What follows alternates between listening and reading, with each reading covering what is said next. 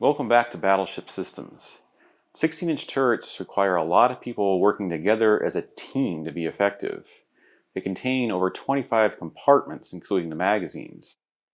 In this episode, we look at the system that provided instant communication with all these areas.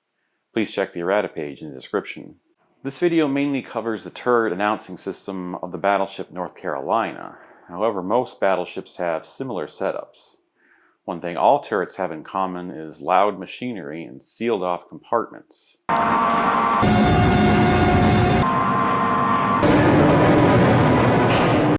Yet you need a way to communicate with sailors that can't always be wearing sound-powered headsets.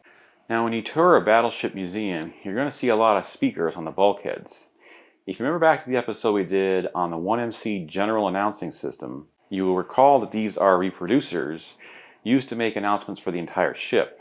When you go through turret areas, you're going to see exactly the same thing. And I have to admit, for the longest time, this led me to believe that all the speakers are connected together to form one big public address system. But that's not the case. There's the one MC for the entire ship, but there's also a separate MC circuit for every turret. Turret 1's circuit is 11 MC, and every turret gets a new number. So turret 2 is 12 MC and turret 3 is 13 MC. Since Battleship Texas has 5 turrets, it needs a 14 and 15 MC. Each circuit uses the Turret Announcing System, or MCT. What's unique about the MCT is that every speaker or reproducer is paired with a portable microphone. The microphone's cords plug into these bulkhead-mounted talkback switches, which are located throughout the 16-inch turret. One such station is located in the lower projectile flat. You can see the 12 MC reproducers, so you know that we're in turret 2.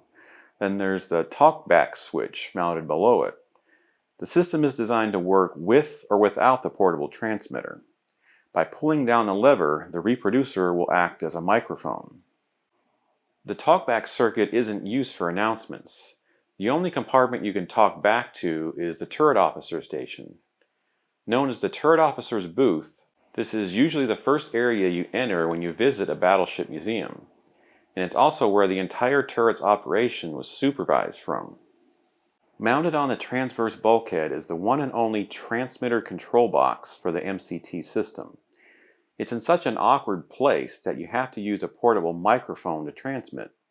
You've probably seen... Attention to the turret. All hands stand clear of left, center, and right gun and train while lighting off. The setup itself is a combination of a reproducer, transmitter control station, and a mini control rack, all built into one.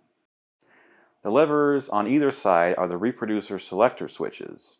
You can choose the gun chambers, electric deck, projectile flats, and powder handling room. That's a volume meter in the center, and the switches at the bottom are for preventing certain stations from talking back. You know, when researching the turret announcing system, I couldn't help but be reminded of the PA systems in my school. Big panels in the office with lots of switches to call individual rooms. Then in the rooms themselves, we had call buttons to call back to the office. Did your school have something like this? Did you ever use it? Let us know in the comment section below, and don't forget to like and subscribe.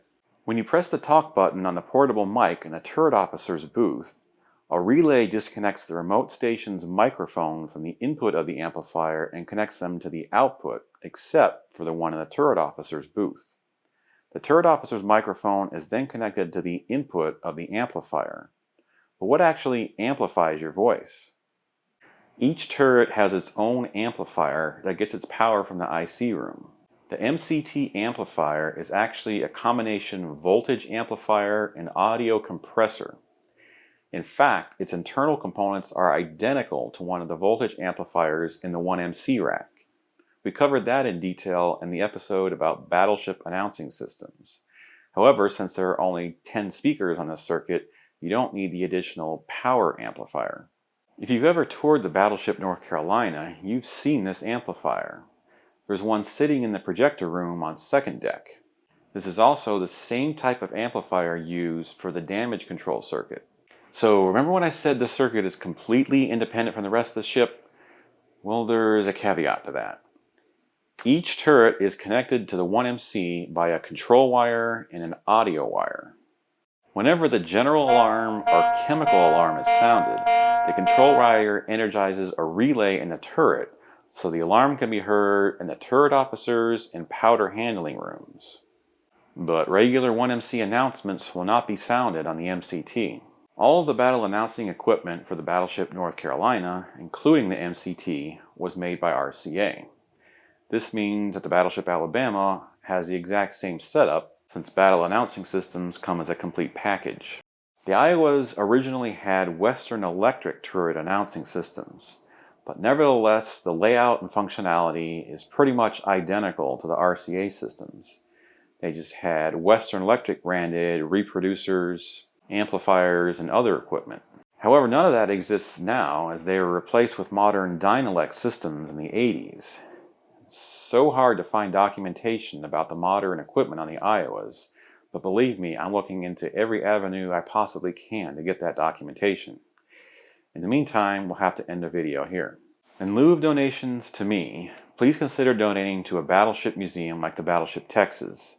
There's a link in the description that'll bring you to the Battleship Texas Foundation website where you can donate to the nonprofit organization. Thanks for watching.